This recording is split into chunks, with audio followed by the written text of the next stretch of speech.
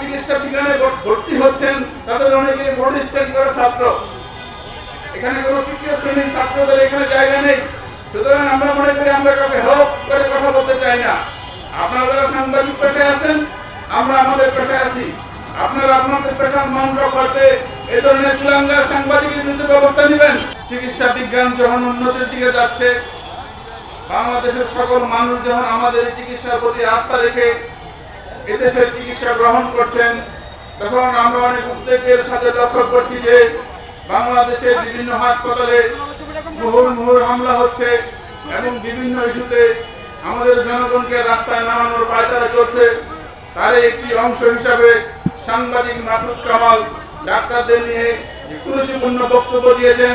ওনার যে body language ছিল অত্যন্ত আপত্তিজনক এবং আমাদের সকল চিকিৎসকদের জন্য মানহানিকর।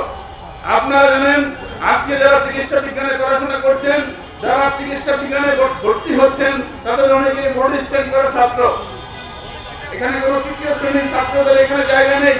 সুতরাং আমরা মনে করি আমরা কাউকে হেল্প করে কথা বলতে চাই না। আপনারা যারা সাংবাদিক পেশায় আছেন, আমরা আমাদের পেশায় আছি।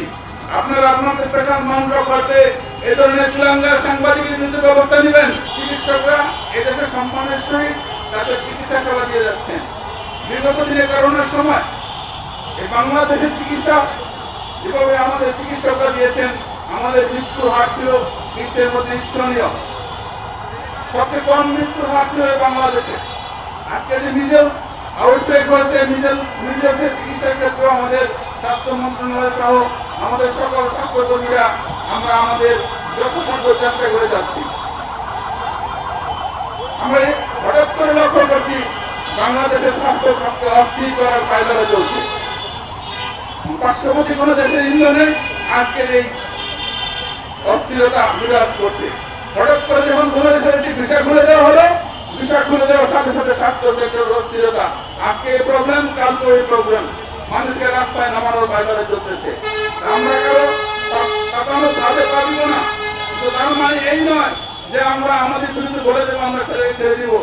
আমরা বিন্দু মাত্র ছাড় দিব না। আমরা এই ধরনের চুলাঙ্গা সাংবাদিকের বিচার চাই এবং আমরা বাংলাদেশ সরকারকে বলবো, যিনি ডাক্তারদের মানহানিকর বক্তব্য দিয়েছে, অবশ্যই ওনার কাছে জবাব দেওয়া উচিত, ওনার বিরুদ্ধে যথাযথ ব্যবস্থা নেওয়া উচিত। ভবিষ্যতে যেন কোনো সম্মানজনক পেশার প্রতি মানুষের এই ধরনের বডি ল্যাঙ্গুয়েজ ব্যবহার না করেন, এই ধরনের অসৌজন্যমূলক আচরণ না করেন।